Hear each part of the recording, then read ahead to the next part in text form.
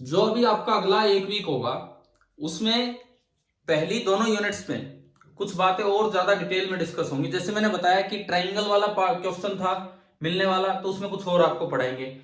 Relative motion है जैसे rain problems, तो उसमें कुछ और आपको पढ़ाएंगे। क्या पढ़ाएंगे जैसे मैं बताऊं, अभी तक हम आदमी को कांस्टेंट वेलोसिटी से चलाते रहे। मान लीजिए ऐसा हो रहा है कि बारिश सीधी आ रही है। सपोज मैं 3 केसेस लेता हूं। इधर देखिए, केस फर्स्ट, बारिश यूं आ रही है। केस सेकंड,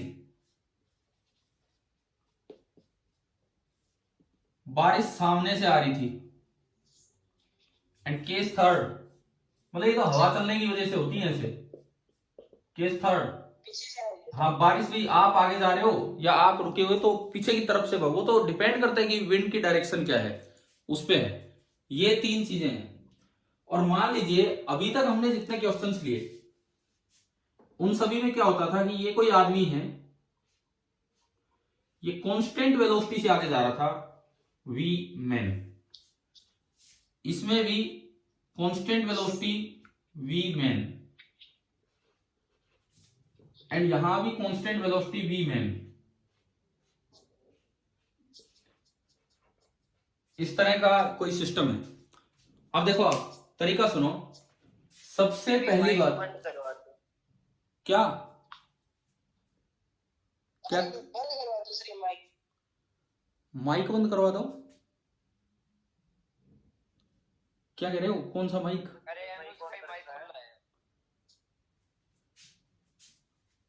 भाई मैं पढ़ाऊंगा आगे, मेरी समझ में नहीं आई आप क्या कह रहे हो। इधर देखिए, अब सुनिए आगे। ये केस था। इन सब में आपने देखा कि भाई जो रिलेटिव वेलोसिटी ऑफ मैन थी वो हम इस तरह से निकाल लिया करते थे कि जिधर भी मैन है उसको रोक दो। रिलेटिव वेलोसिटी ऑफ रेन निकालने का तरीका, ये भी वी मैन अपोजिट डायरेक्शन में, और आपने इनका वेक्टर सम किया, और ये आपकी बन जाती थी relative velocity of rain with respect to man. इस तरह से इसमें देखोगे तो इसको रोक दो, बन जाएगी relative velocity of rain with respect to man, V R M. दिख रहा है ग्रीन कलर, थोड़ा हल्का ये नजर आ रहा है, नजर तो आ रहा होगा। और इसमें वी एम है, और ये ऐसे बनता था कहीं इधर की तरफ, V rain with respect to man. हाँ भाई, क्या बोल पा रहे हो कि माइक ही ऑफ हो गया आपके? ये बताओ एक बार। ठीक है, तो अब सुनो, इधर सुनो। अभी तक हमने जितने क्वेश्चंस लिए सब में बस हम डायरेक्शन की बात करते रहे कि छतरी किधर करें, छतरी किधर करें। ऐसे भी तो सवाल आ सकते हैं, छतरी है ही नहीं, छतरी है ही नहीं, हम भाग रहे हैं। आपने देखा हो कई बार बारिश भी ऐसे आके लगती है हमारे, जैसे चोट सी लगती हो बहुत तेज। देखा है ना, कई बार बारिश की चोट से भी मतलब महसूस होती है कि बहुत तेज आके लगी है बारिश की बूंदे। तो वो डिपेंड करता है कि वीआरएम ज्यादा है कि कम है। ये पहला डायग्राम, पहला डायग्राम, इसमें देखो ये वीआरएम इधर होगा। अगर वीएम कांस्टेंट है, अगर वीएम कांस्टेंट है तो वीआरएम भी कांस्टेंट होगा। एक फिक्स तरीके से वो हमारे आके टकराती रहेगी। मान लो मैन एक्सेलरेटेड है, सपोज कीजिए मैन एक्सेलरेटेड है, आगे जा रहा है, मैन इज एक्सेलरेटेड, तो वीएम इंक्रीज होता चलेगा, वीएम इंक्रीज होता चलेगा। तो देखिए अब वीएम जैसे जैसे बढ़ेगा ये भी उतना ही बढ़ेगा, ये भी उतना ही बढ़ता चलेगा, और ये उतना ही बढ़ेगा तो ये डायगोनल भी उतना ही बढ़ता चलेगा। तो अगर इस केस में बताओ, इस केस में जब बारिश सीधी आ रही थी, बिल्कुल सीधी, आप जितनी अपनी स्पीड बढ़ाओगे, क्या आपके रेस्पेक्ट में रेन की वेलोसिटी बढ़ रही है कि नहीं बढ़ रही है, बताओ? यानी कि अगर वर्टिकली अपवर्ड सीधी है, मतलब इस तरह से वर्टिकली डाउनवर्ड बारिश आ रही है और आदमी एक्सेलरेट करता है, तो जो velocity of rain with respect to man है वो कंटिन्यूअसली इंक्रीज होती है, कंटिन्यूअसली इंक्रीज होती है। और वो हमें चोट के रूप में महसूस होगी। पहले बूंद धीरे आगे टकरा रही होगी, फिर तेजी से आगे टकरा रही होगी। पहला केस ये। दूसरा केस, सेकंड केस आप देखें इधर, केस सेकंड देखिए, वीएम ना सॉरी क्या लिया था हमने, बारिश खुद ही आगे से आ रही थी, खुद ही आगे से आ रही थी। अब आप बताओ, फिर से मैंने मैन को एक्सेलरेटेड लिया, फिर से आगे की तरफ बढ़ता हुआ लिया। अब क्या होगा बताइए, जैसे जैसे इसकी स्पीड बढ़ेगी ये वीएम इधर और बढ़ेगा, ये और बढ़ेगा तो डायगोनल की लंबाई और भी बड़ी होती चलेगी। इस केस में भी क्या हो रहा है, जैसे जैसे वीएम इंक्रीज होगा वीआरएम भी क्या होता चलेगा बताओ, इंक्रीज होगा। क्या समझ में आ रहा है क्या ये डायग्राम? ठीक है। तीसरे केस में देखिए, अब आप तीसरा केस एक इंपॉर्टेंट केस है। आपको यूं लग रहा था कि बारिश, आप खड़े थे जब तो यूं लग रहा था कि बारिश ऐसे आ रही है, आपने आगे की तरफ कुछ दौड़ना स्टार्ट किया। शुरू में आप स्टैंडिंग पोजीशन में हैं, ये बारिश आई वी आर, ये स्पीड आपको महसूस हुई। जैसे ही आपने कुछ हल्का सा दौड़ना स्टार्ट किया वी एम, अपोजिट डायरेक्शन में ये वी एम हमने ऐड किया आपको रोक के, और भाई ये इधर की तरफ बना V rain with respect to man. आप बताओ वी आर बड़ा है कि वी आर एम बड़ा है, इस डायग्राम में बताओ कौन ज्यादा टेढ़ा है कौन सीधा है? वी आर और वी आर एम में कौन टेढ़ा है कौन ऑलमोस्ट सीधा है बताओ? वी आर बड़ा है। वी आर बड़ा है। यानी कि अभी तक क्या हो रहा था, आप भागना स्टार्ट करते हैं उतनी तेज बारिश की बूंदें आके टकराएंगी, लेकिन ये इस केस में देखो, आप अगर भागना स्टार्ट करेंगे तो आपको लगेगा कि बारिश की बूंदें अब कम स्पीड से चोट दे रही है। आ रहा है क्या समझ में? अगर अगर वीएम इंक्रीज होगा, अगर वीएम इंक्रीज होगा तो वीआरएम क्या होने लगा है यहां पे बताओ? डिक्रीज। कब तक डिक्रीज होगा, कब तक? आप थोड़ा और तेज हुए, क्योंकि आप एक्सेलरेट कर रहे हो, आप थोड़ा और तेज भागे, आप थोड़ा और तेज भागे तो ये वीएम और बढ़ गया।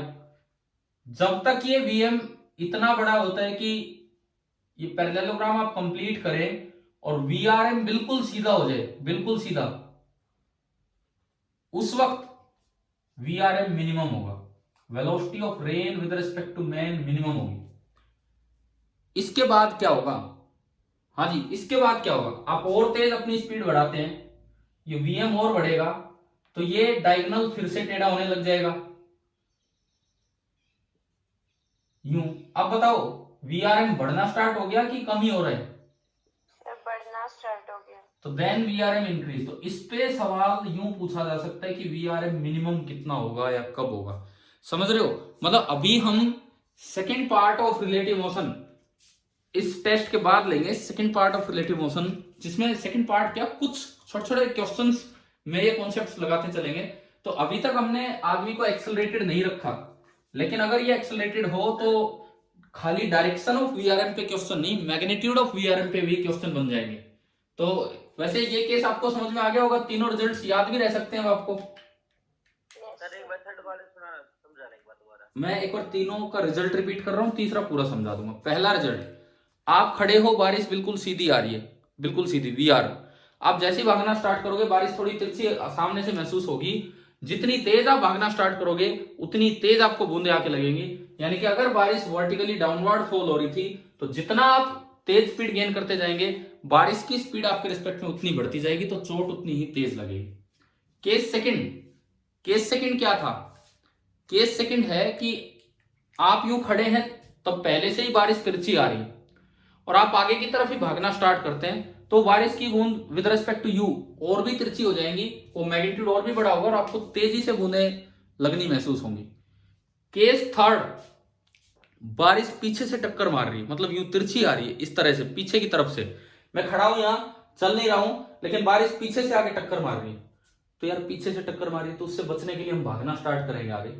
तो जैसे ही मैं भागना स्टार्ट करूंगा, तभी जिसको समझ में आया पहले तो वो बताए, फिर मैं केस रिपीट करूंगा क्या हुआ है। केस थर्ड में जैसे ही हम भागना स्टार्ट करेंगे, शुरू में जैसे जैसे हमारी स्पीड बढ़ेगी, बताओ रेन की जो चोट है वो कमजोर होती चलेगी या और स्ट्रॉन्ग होती चलेगी? कमजोर होती चलेगी। एक स्टेज पे आएगी हमें लगेगा बहुत आराम से बूंदे आके टकरा रही है, आप और तेज भाग लोगे तो फिर से चोट थोड़ी तेज होने लग जाएगी। अब कैसे कैसे ये सुन लीजिए, रिजल्ट कैसे आया ये समझ लीजिए आप। तीसरा जो केस है एक बार अच्छे से देखिए कि शुरू में यूं रेन ड्रॉप्स यूं आने लग रही है यार, और आप यहां पे खड़े हैं, अब आपने आगे की तरफ भागना स्टार्ट किया। आप जब थोड़ी स्पीड से भागेंगे तो ये Vm है, ये Vm है, तो अपोजिट डायरेक्शन में आपके रिस्पेक्ट में देखने के लिए Vm थोड़ा सा आपने ये कम किया, इधर घटाया। अब देखो जो रिजल्टेंट बनेगा वो ये बना, ये बना, ये लंबाई है Vrm, बिल्कुल वर्टिकल नहीं हुई अभी, है आगे की तरफ ही। This is Vrm, blue line. एक बार ये बताओ, डायग्राम से पता लग जाता है Vr छोटा है या Vrm छोटा है? इन है छोटा कौन है? छोटा Vr की Vrm? ये दो पैरेलल लाइंस है, दो पैरेलल लाइंस के बीच में जितनी टेढ़ी लाइन बनाओगे वो ज्यादा बड़ी होगी, जितनी सीधी लाइन होती चलेगी वो कम बड़ी होगी। तो यहां बताओ कौन बड़ा है इस केस में? फिलहाल Vrm is smaller than Vr। अब देखो आपकी स्पीड थोड़ी और बढ़ गई, आप अपनी स्पीड बढ़ा रहे हैं, आप एक्सेलरेट कर रहे हैं, आपकी स्पीड थोड़ी और बढ़ गई तो ये इधर की तरफ थोड़ा और बड़ा हो गया। सपोज कीजिए मैंने ये वो केस ले लिया जब इन दोनों के बीच में ये जो एंगल है, ये जो Vrm है बिल्कुल ऐसे बन गया। क्या इन दो पैरेलल लाइंस के बीच में इससे छोटी डिस्टेंस हो सकती है क्या? बताओ, क्या इन दो पैरेलल लाइंस के बीच में इससे छोटी डिस्टेंस हो सकती है? जब ये बिल्कुल सीधी, इसका मतलब इस समय Vrm मिनिमम हो गया है, मिनिमम। तो इस समय हमें लगेगा कि बहुत आराम से बूंदे आके टकरा रही हैं। आप आपकी स्पीड और बढ़ा देते हैं, आप एक्सेलरेट कर रहे हैं तो आप आपकी स्पीड और बढ़ाएंगे तो ये Vm और बढ़ेगा। तो अब ये जो पैरेललोग्राम है, अब ये कुछ इधर की तरफ कंप्लीट होगा, इधर की तरफ, और ये बनने लगा Vrm, तो फिर से वो टेढ़ा होने लगा। तो बताओ Vrm बढ़ने लगा कि कम होने लगा? बढ़ने लगा। तो अभी तो हम क्वालिटेटिव आइडिया आपको दे रहे हैं। मैं कह रहा हूं इस टेस्ट के बाद हम इस तरह की चीजें लेके चलेंगे क्वेश्चंस में, जब रिलेटिव मोशन में भी कुछ एक्सेलरेशन डाल देंगे। लेकिन फिर भी चलो, मैंने क्वालिटेटिव आइडिया तो आपको दिया देखने का। अगर न्यूमेरिकल ना, वैसे लॉजिकल क्वेश्चन आ जाए कि डायरेक्शन पे नहीं मैग्नीट्यूड पे आ जाए, तो क्या बताओ यहां से समझ में आ गया कि कब बारिश की बूंदें तेजी से चोट देंगी, कब धीरे चोट करेंगी? मतलब इस तरह से बन के कोई सवाल आ जाए इस टाइप का, कर पाओगे? ये चीज समझ में आई? ठीक है। अच्छा, दूसरी बात, एक जैसे मैंने आपको स्पेशल केस पढ़ाया टाइम ऑफ मीटिंग का। स्पेशल केस कौन सा स्पेशल केस था? बताओ क्या थी उसकी हेडिंग टाइम ऑफ मीटिंग वाले में? स्पेशल केस, हाँ, modulus of velocity of approach हमने क्या माना है? कांस्टेंट माना है। अभी जो दूसरा काम होगा कि वेलोसिटी ऑफ अप्रोच जो है वो वेरिएबल हो तो इंटीग्रेशन से कैसे आगे बढ़े, ये आफ्टर द टेस्ट, इसके बाद हम लेके चल रहे होंगे ये काम। ठीक है, अभी छोड़िए इन चीजों को। इसके बाद सुनो, आगे सुनो अगली चीज। एक बड़ा मैं थोड़ा सा रिवीजन की तरह लेता हूं ये काम। आपने एक डाउट भेजा था पीयूष ना, क्या नाम है, निशांत, एक आपका डाउट था Galileo's law of odd numbers पे, जो मैंने एक बच्चे ने करके दिखाया था, मैंने देखा था सही कर रखा उन्होंने, और उन्होंने भी किया होगा। Galileo's law of odd numbers पे एक डाउट था इनका। भाई क्या हमने आपकी शुरुआत काइनेमेटिक्स की गैलीलियो के एक्सपेरिमेंट से की थी? Yes sir. उसने बताओ टाइम कैसे मेजर किया था? सर अपने पल्स रेट से। हाँ बिल्कुल सही है। क्या डिस्टेंसेस हर टाइम इंटरवल में बराबर आई थी? नितिन, हाँ हाँ जी, बताओ डिस्टेंसेस क्या सब में बराबर आई थी कि अलग अलग आई थी?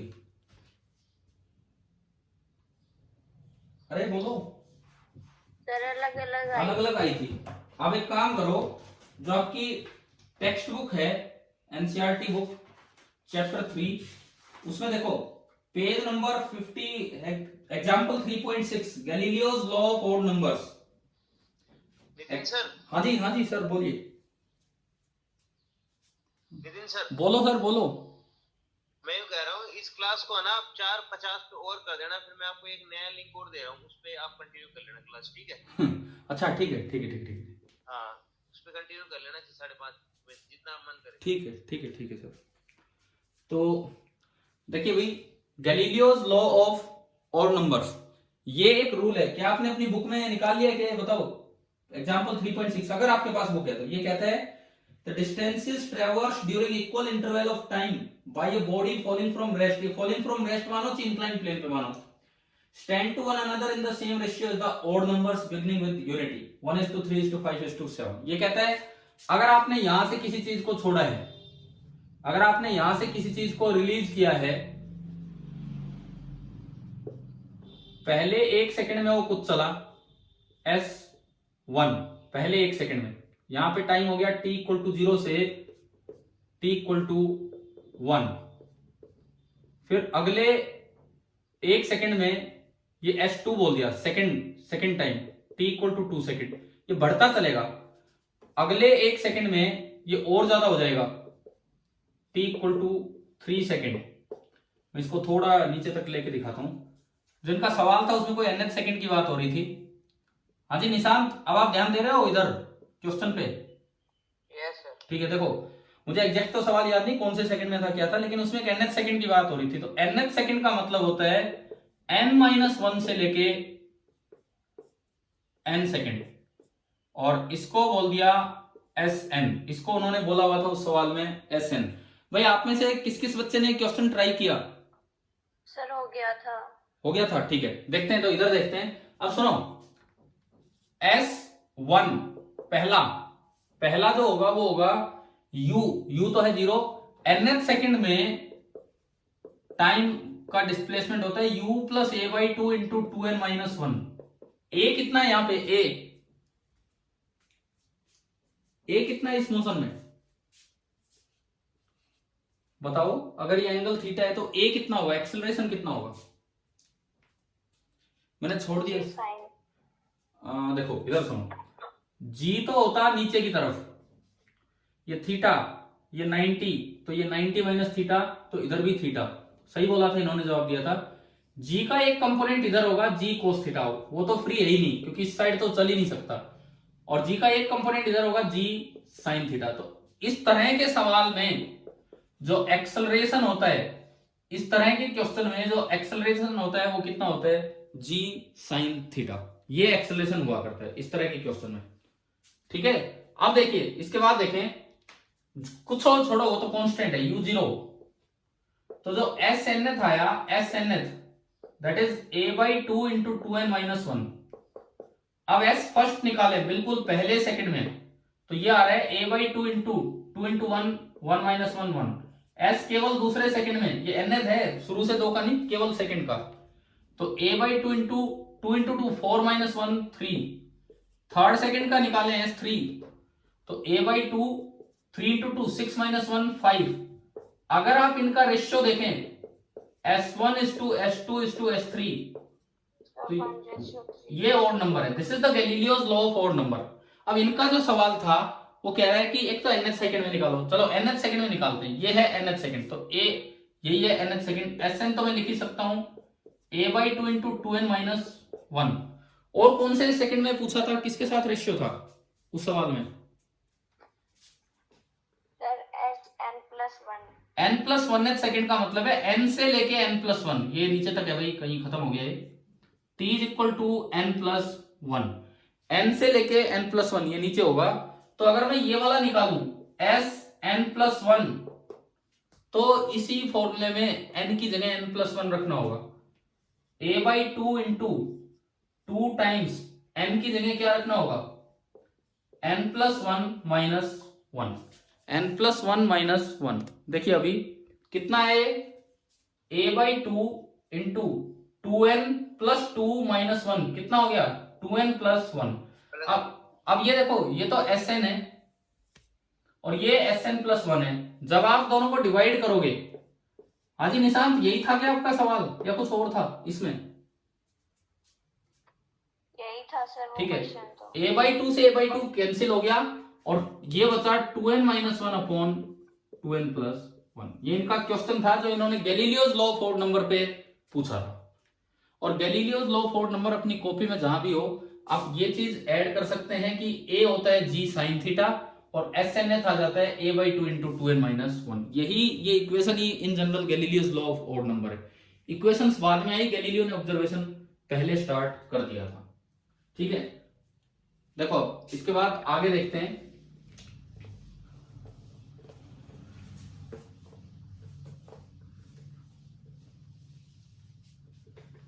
अभी मैं डाउट्स के साथ ही रिवीजन लूंगा, कुछ और भी बातें आपको बता रहे होंगे। और अभी हमारी क्लास दोबारा स्टार्ट होनी है, जैसा कि सर ने बताया। क्या टाइम हो गया यार? 4:45 4:50 पे उन्होंने कहा था। आखिरी 5 मिनट इस क्लास की, फिर मैं 5 मिनट बाद वो अगला लिंक आएगा, उसको हम 5 से 5:30 तक लेंगे। वो क्लास जो अभी अगला लिंक आएगा वो 5 से और 5:30, बीच में 5 मिनट का ब्रेक ले रहे होंगे हम, इस तरह से क्लास लेंगे। देखिए ये जो आपका Galileo's law of odd number और ये सब आपने पढ़ा। अच्छा, एक और अच्छा सवाल इन्होंने पूछा था, एक और भी अच्छा सवाल था, जो बिल्कुल पहला सवाल मैंने आपको दिया था कि एक बॉडी है, एक अजीब सा टाइम था, पता नहीं √3/2√3 - 1। क्या सर? नेट पे स्टार्ट कर रहे हो? हाँ तो आप कह रहे हो तो मैं छोड़ देता हूँ अभी, फिर उसके बाद स्टार्ट मैं करूंगा। नया लिंक दे रहा हूँ आपको, ठीक है? अभी मेरा उसमें आवाज नहीं है। ठीक है, मैं 5 मिनट बाद दोबारा स्टार्ट करता हूँ बच्चों, अभी